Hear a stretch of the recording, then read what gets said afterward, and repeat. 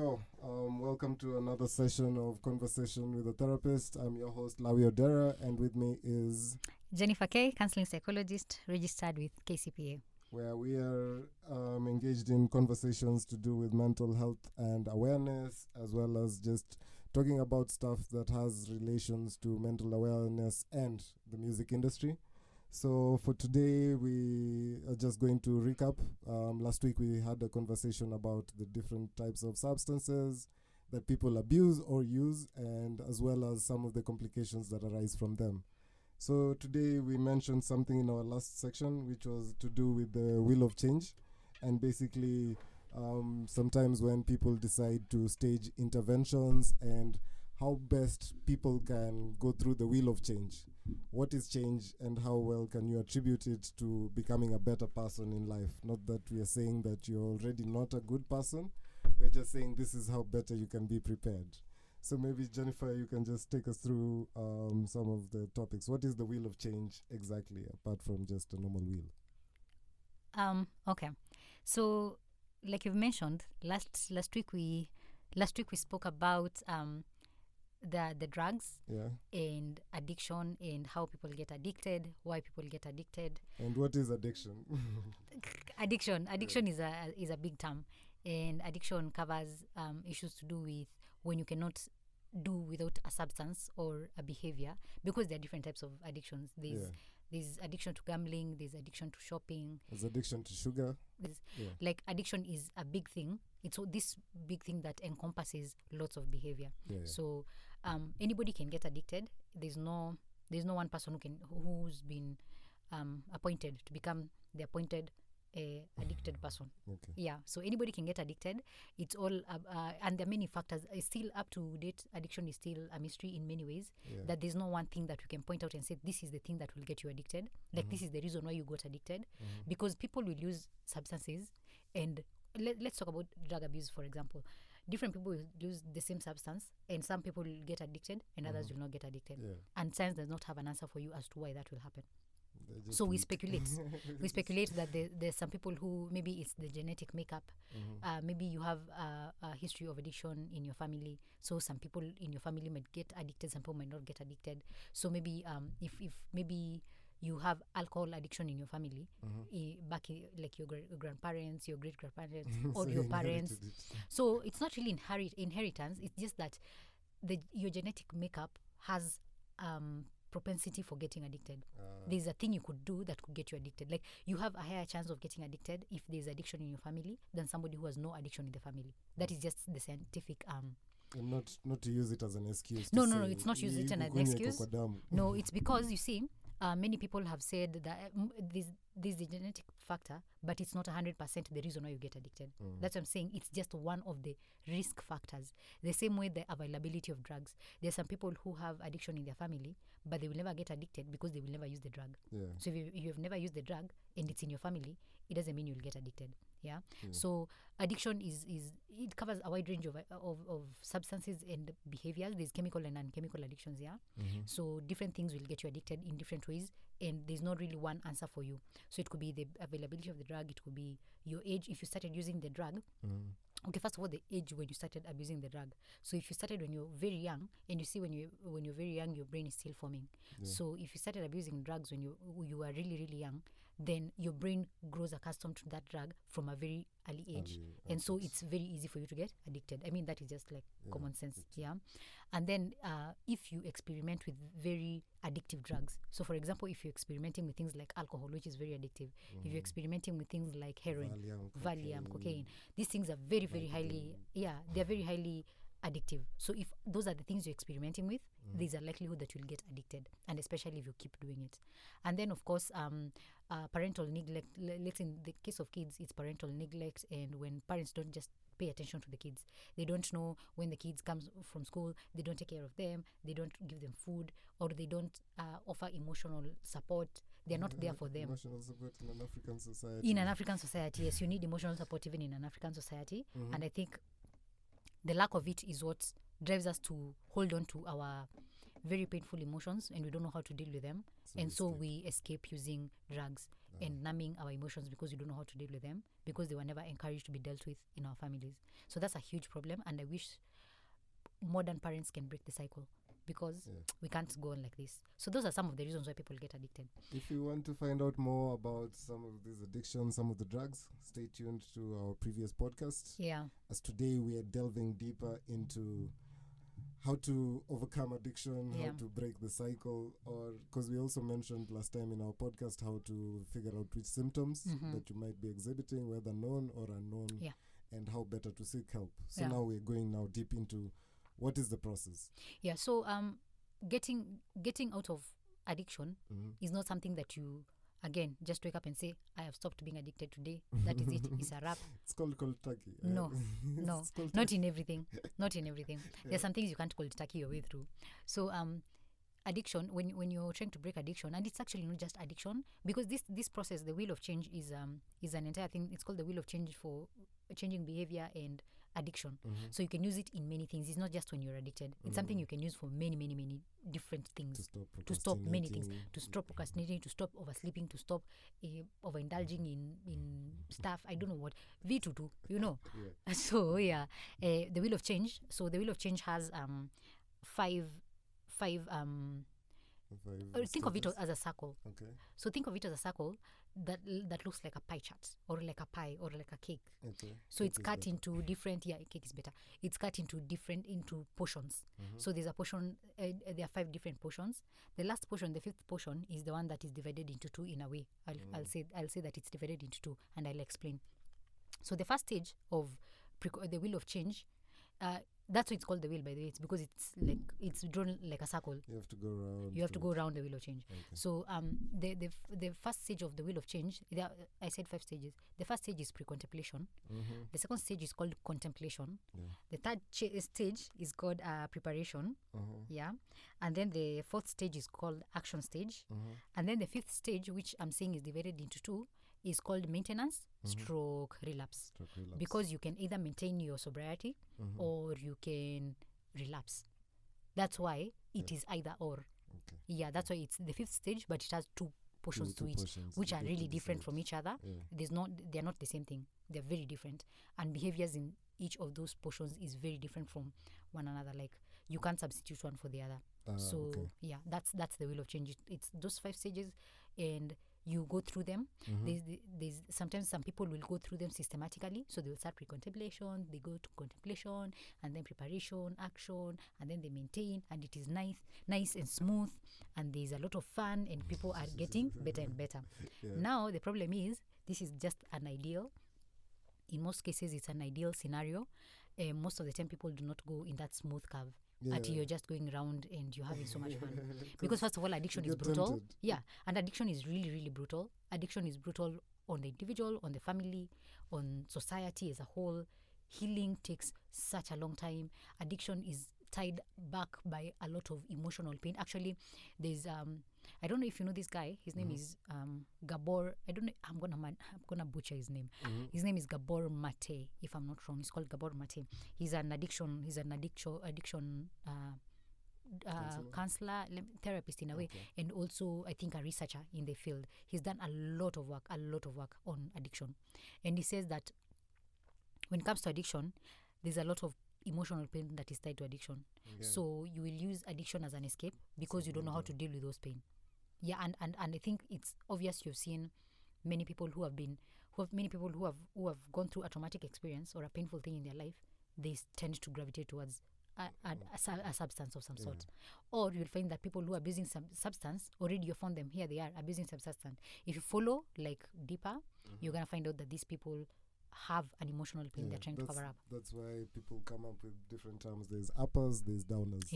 So uppers are by the time you need to go for a club, you need to get hyped up. You want to, just enjoy yourself, forget your worries.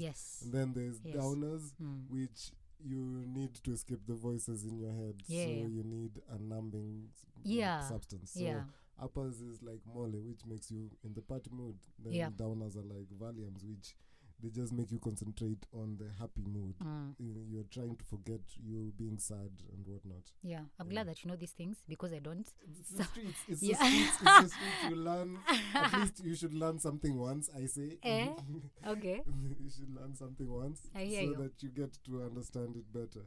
Also, I'm glad that you make a point of sharing because this is a conversation with a therapist and this is an open space. Is a not open but safe space. Safe space. Yes, this is between you, me, and a couple of thousands people listening. So yeah.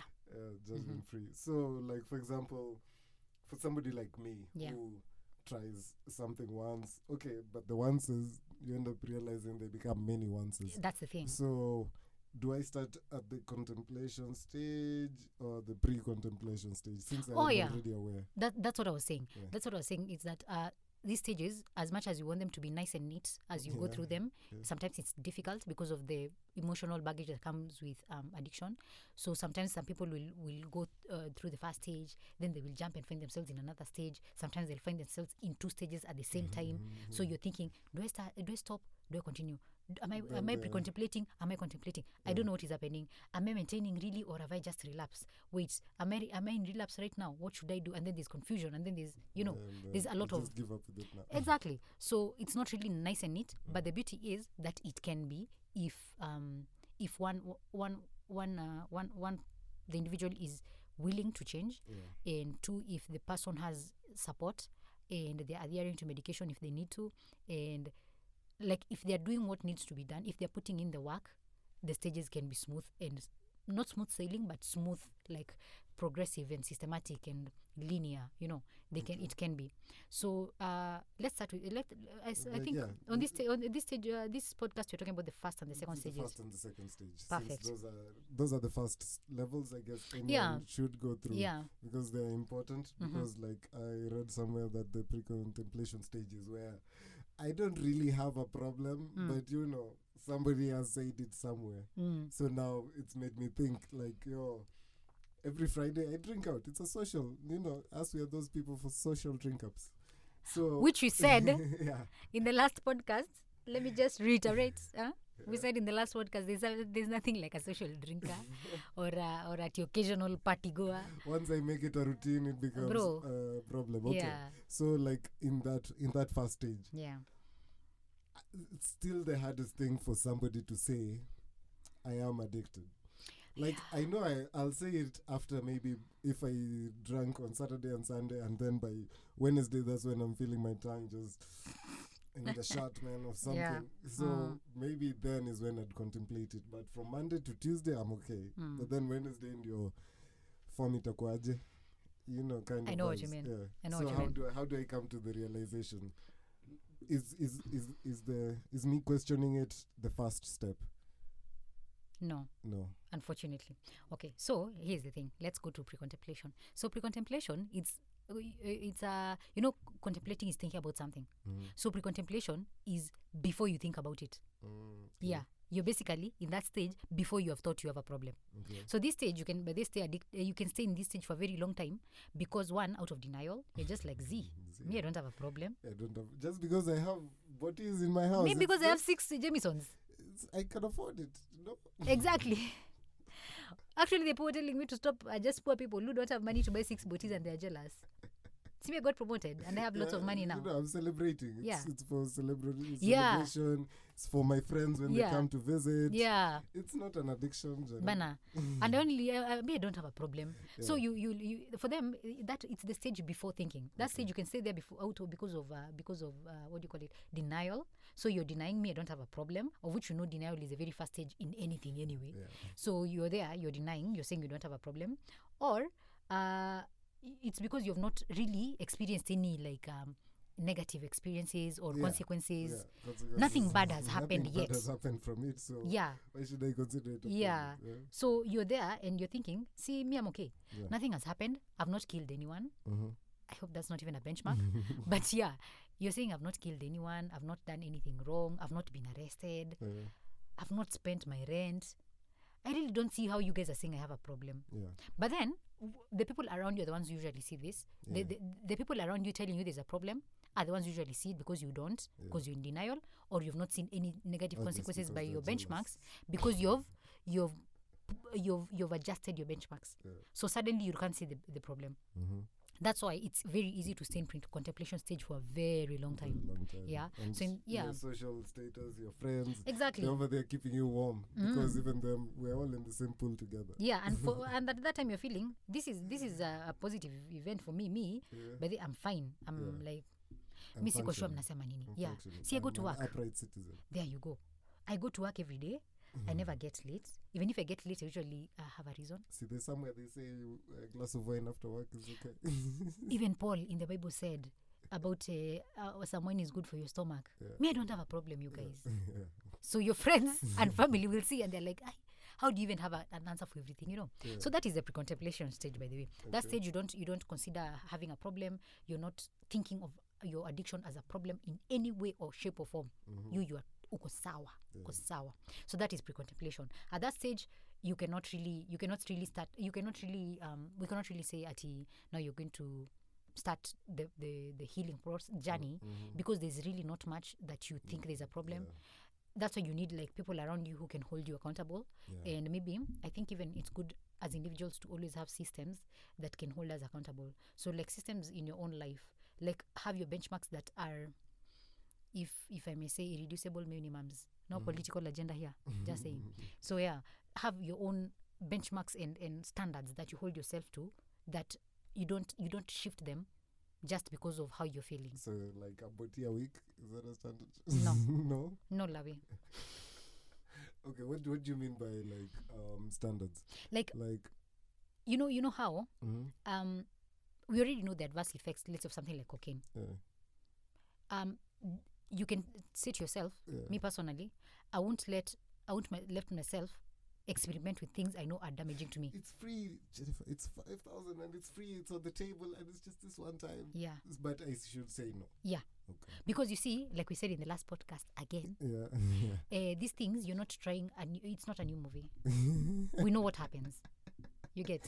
No, but it's okay. Yeah, I do. Yeah, I know what happens.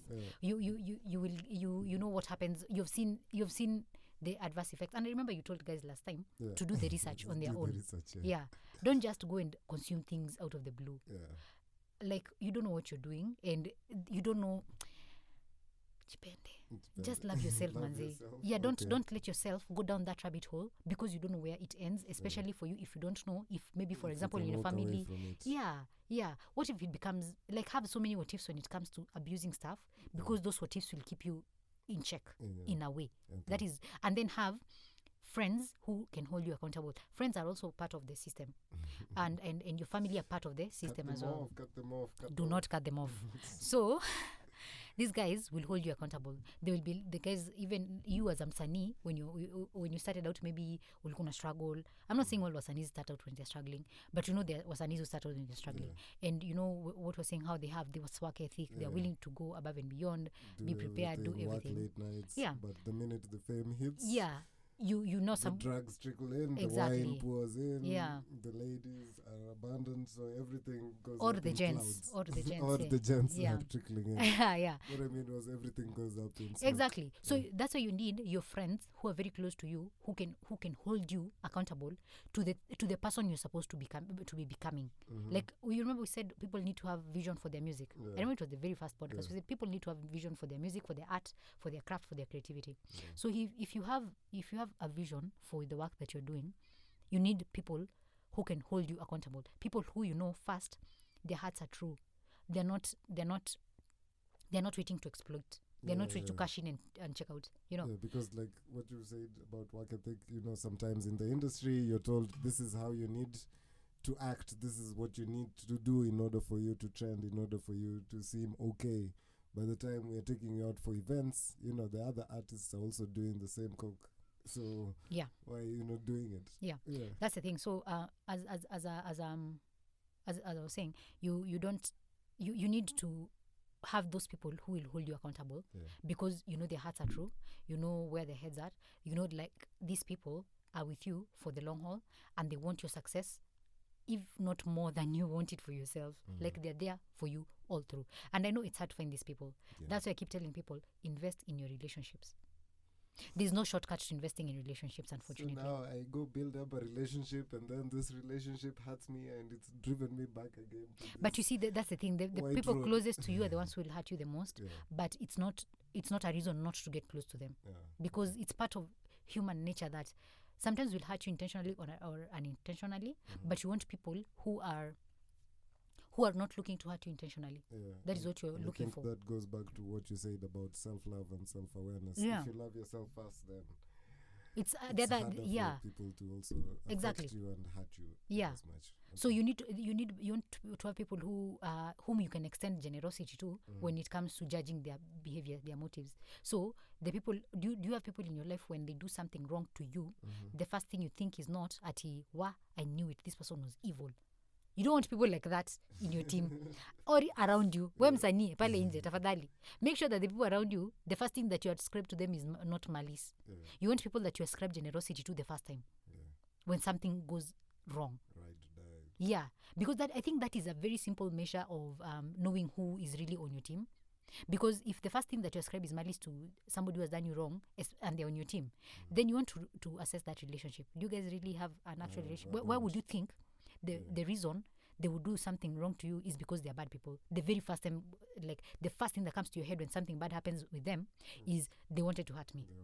That is something to assess. I also hope, Lavi, that you don't assess malice to me. Ascribe malice to me. I'm a very passive-aggressive guy.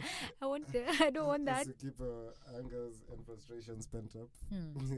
Yeah, we'll talk about it after the session, so we can have a private, personal session. Don't worry. Moving on. Actually, so what I was saying about pre-contemplation is that somebody in pre-contemplation is somebody who is not looking to change their behavior in the next 6 months. So it's called the near future. In the near future, when it comes to addiction, we say that is 6 months. So in the next 6 months, this person does not foresee themselves in 6 months changing the behavior they're doing right now. So you want to talk about pre-contemplation, kabisa. So what you can do when you're in the pre-contemplation stage is like if you meet someone, like if it's your family, if it's your friend, if it's me as a counselor and I meet my client who is in pre-contemplation stage, is just to have conversations around the issue, so that we can plant a seed. It's like planting a seed. So you plant a seed and you leave it. So it's just having conversations around the issue. We can talk about what do you think about alcohol or the substance. That's so nice. Kenyans come to you. Hey, pombe unakunywa nyingi. Exactly. You don't want to make people shut down before you've had the conversation. So you want to come with them at them from a place of love.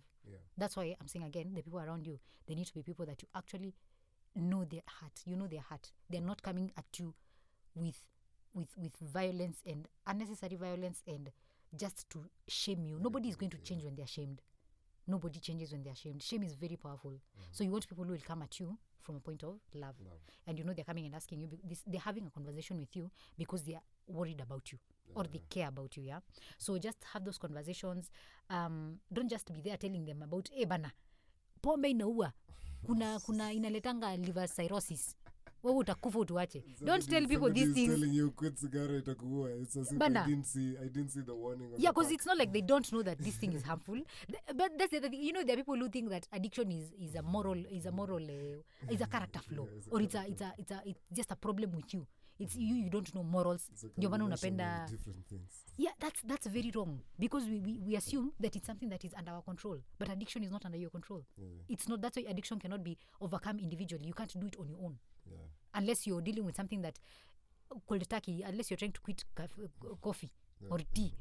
That is what I'm thinking. But ordinarily, addiction is a very powerful, very, very powerful problem that will overcome you and overtake you and run and ruin your entire life. There is no way you're going to do it on your own, and the people around you cannot be the people who are telling you utakufa. You cannot. If you really love me and you're coming from a place of love, like you have said, you're going to come at me and be very gentle. You're going to be first. What is my situation? Exactly. Don't just come at me, because the moment I shut down, the conversation is over. You're not helping me. That's it. So basically, that's the thing that I was saying. Have that conversation.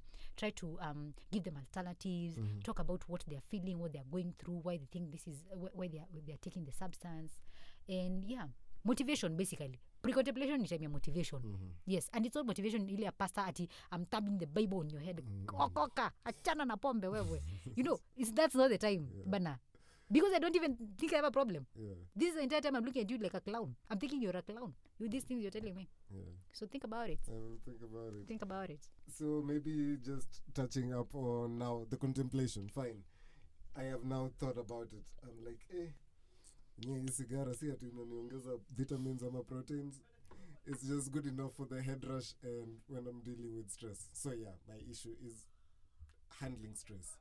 So what is the part for contemplation? What is the part for contemplation that we can talk about? Okay, contemplation is a very... You remember when I said in the beginning, you can be in two stages at the same time sometimes. I think sometimes this happens with contemplation and pre-contemplation. So sometimes you'll find yourself, yes, you're pre-contemplating, so I'll go. But then there are some days you're lying in your bed. You know that moment when you're lying in your bed and it's just a few minutes before you go to bed. Like you're in bed, you're not scrolling your phone this time. You're just about to go to sleep. That moment when thoughts now come to your head and you're thinking, hey, wait, maybe I have a problem. Really. So that's the time pre-contemplation. That's when you can now jump into contemplation. Just from pre-contemplation to contemplation, it's like you're on two sides. You're hop and skip. Yeah, all over and over. So somebody in pre-contemplation is somebody who is considering change in the near future, which we have said is in 6 months. This person has considered changing in the next 6 months. That's the near future. So that is somebody in contemplation stage. So contemplation stage is the stage where you're thinking, hey, by the way, naweza kuwa na shida. I could probably have a problem. I think there's a problem. I have been missing work. I have been... 300 for a pack. What? From 10 shillings, a cigarette moved from 10 shillings to 15 shillings. So is this the contemplation part? That's the thing with contemplation. With contemplation, that's the place you're thinking. I could have a problem. I think what they're saying has some merit because they've given me. I've seen when some days I am blacking out. I found myself sleeping on Amtaro last week. I'm sleeping at work while I'm trying to do work. Yeah, and then sometimes you just sit there and you're thinking, hey, I think there must be something. Yeah. Okay. So that is the contemplation stage. And that place is where people start. You will find them starting to maybe even seek out information about a substance that they are using or something. Man, you realize it's like that old fake story we were told about how by the time you smoke bang or marijuana, it stays in your system for 7 years.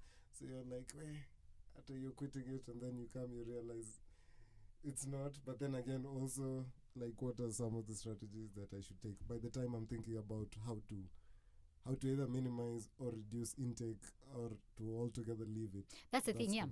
Yeah, in contemplation, by then this is somewhere you can stay for even 20 years. It's not a place that you stay for 2 days and you're like, I'm done. Now I am ready to change. I've realized it. Yeah, that's not, no. It can take some time. It can take years. It can take months. It can take a very long time for you to get out of the contemplation stage. So this is a stage where you'll find people, one, they'll start thinking, I should change my behavior. I should now reduce. They will either decide to quit entirely, or they will decide to cut down and moderate whatever it is that they are taking, or they will start to maybe take diluted forms of it in a way, like they will try to make some changes. And this is a place where they're also very open to conversations around the topic.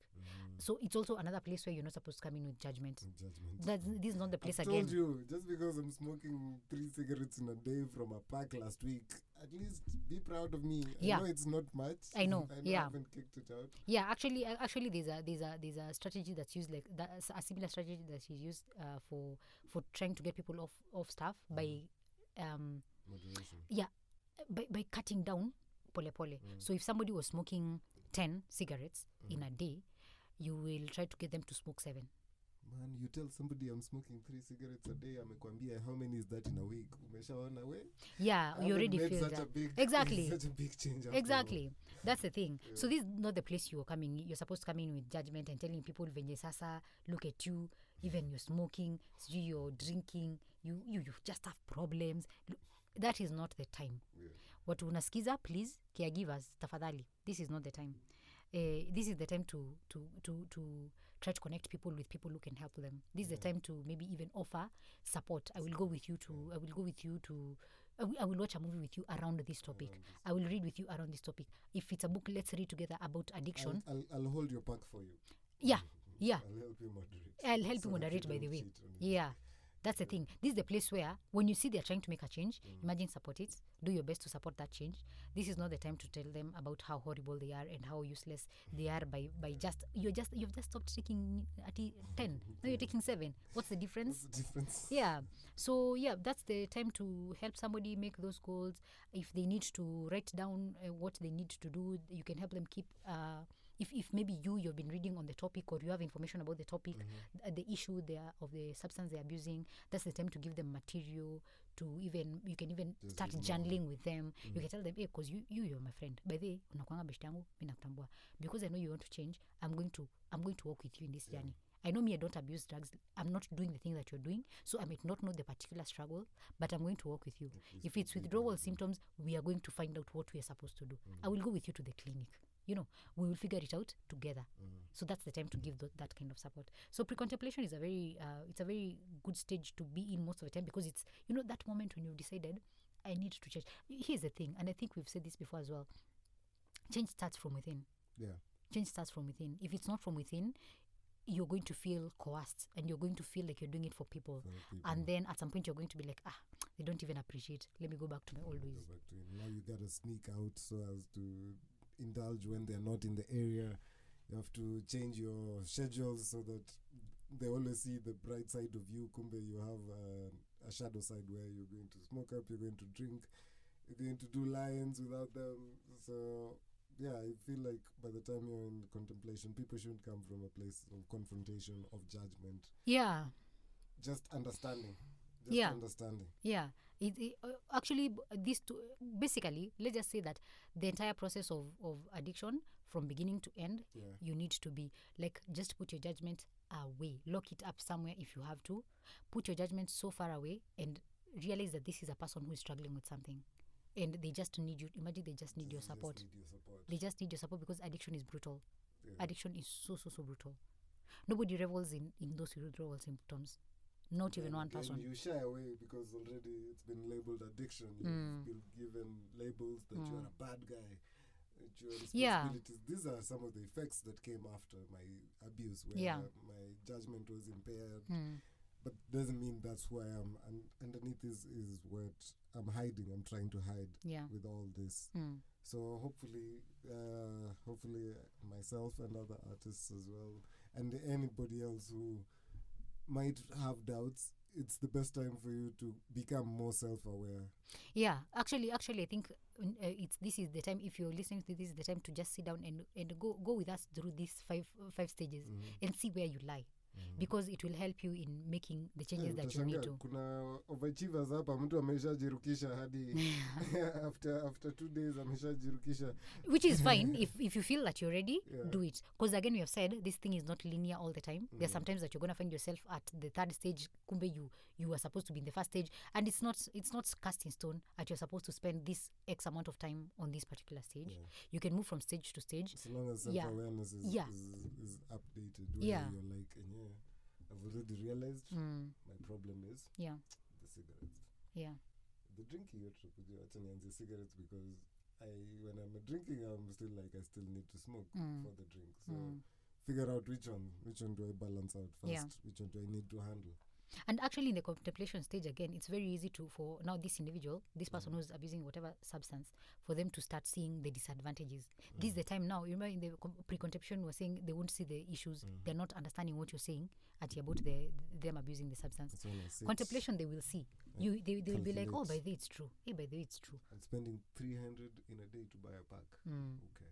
Even if it's one cigarette, that's 15 shillings. Now. Yeah. If it's cocaine, that's 5,000. If it's Valium, that's 5 bob. Yes. Still, it's cost. It's now starting to be more. I'm becoming more aware. Yeah. With regard to my spending habits, factoring in now behavior habits. Yeah. Am I enthusiastic about work? Am I enthusiastic about meeting up with family? Relationships, do I even care about them anymore? Or the drug is just telling me, you okay, homie? Yeah. Just okay yeah, alone. That's the thing. That's the thing. And you see, there's that thing that drags you out of community when you're in a substance abuse space. You always think that people don't want you, people don't like you, people don't love you, you're which alone. Friends am I going to hang out if none of them do drugs? What are we going to talk about? So that's when you start to that's when you start now developing your own self. You're like, anyway, but then I need to diverse my hobbies as a person. My hobbies can't just be mihadarati gang. No, that can't be it. Because also, I think, in my opinion, again, guys, my opinion, if all your friends, the ones that you hang out with, there's always substances being used, being abused. Kuna drinks every single day. Like, there are no friends of yours you ever have sober conversations with. Personal attack? No, I'm not. Please, I'm not personally attacking. I am just saying, imagine, okay, again, my opinion.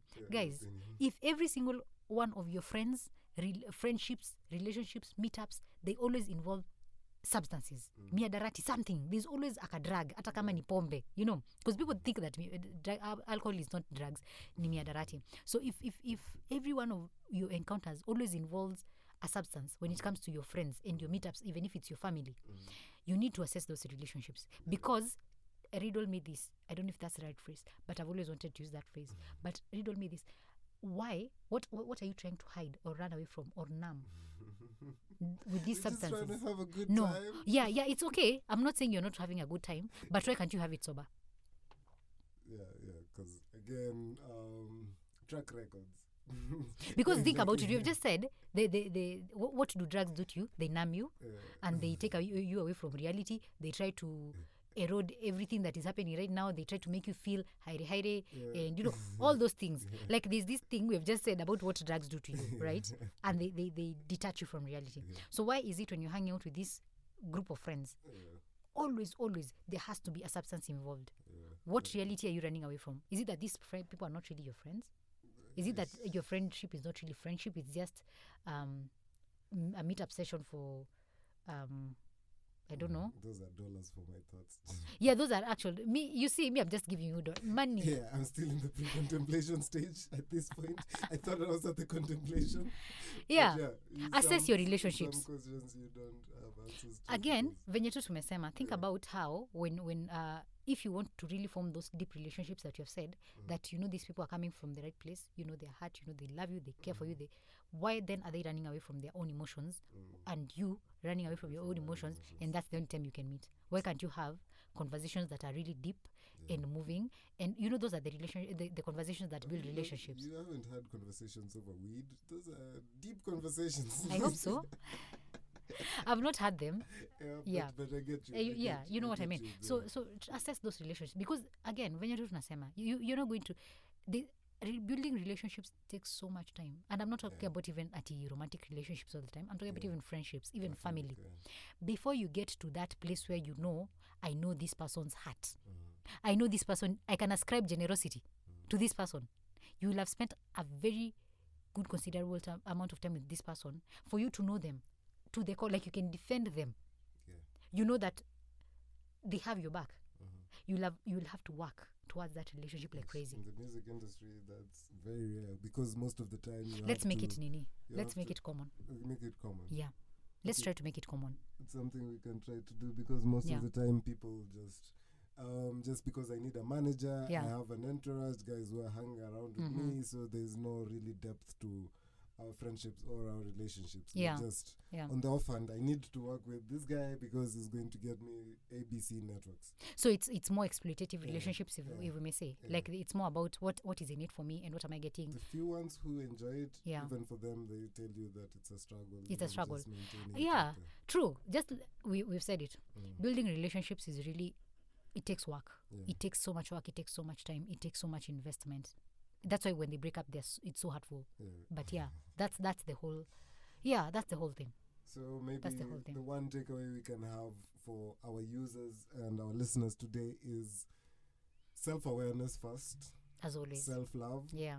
And then just understanding which parts of the cycle that you are in and coming to terms with them. Then again, as I said, claiming to be addicted according to the self is the hardest thing that anyone will tell you. Yeah.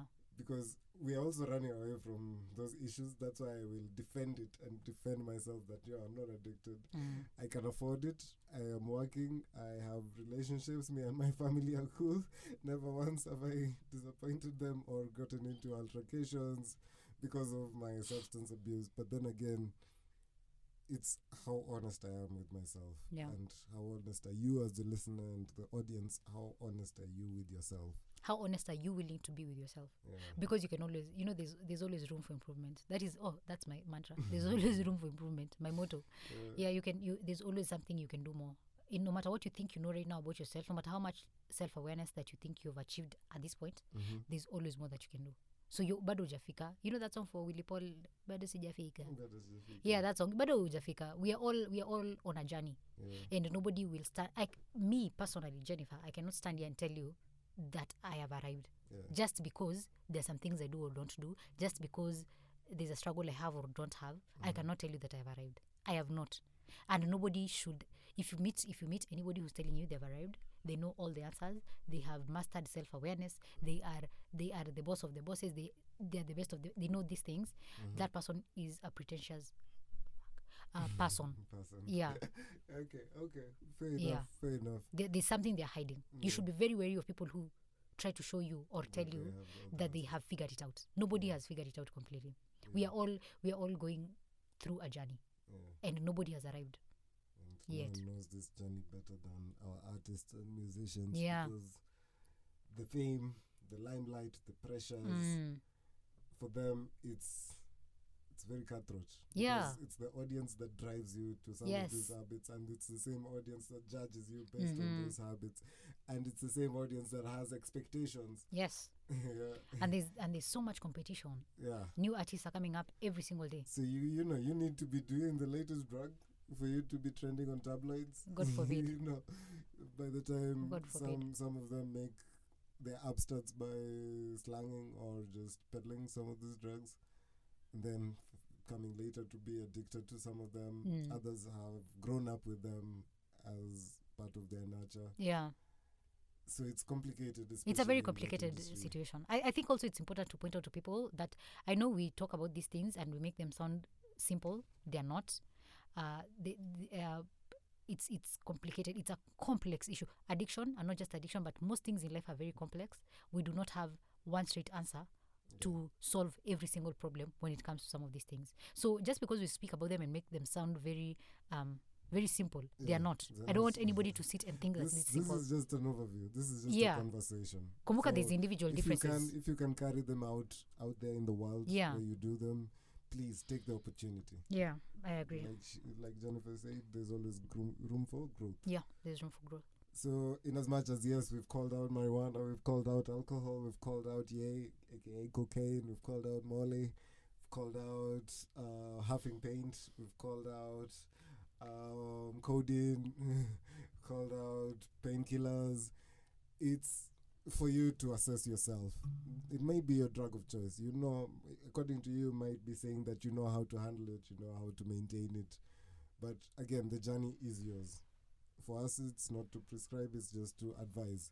So you take it up to yourself to assess yourself, hold yourself accountable, seek advice. Knowledge is power. At the very least, if you're going to abuse it, know everything that there is to be about it. So you're better.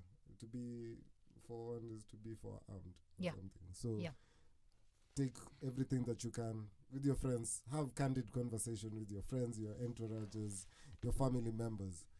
Sometimes personality is not something that you view yourself in. It's something that's mirrored by people. So also just figure out what are some of the issues that contribute to the personality that's getting you involved into the drugs.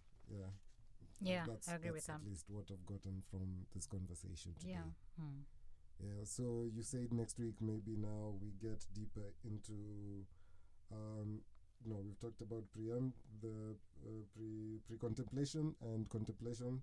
So next time we're talking about stage 3 and 4. Preparation stage and the action stage. Yes. That's where you say the meat is at. That's where you've decided to follow Jesus.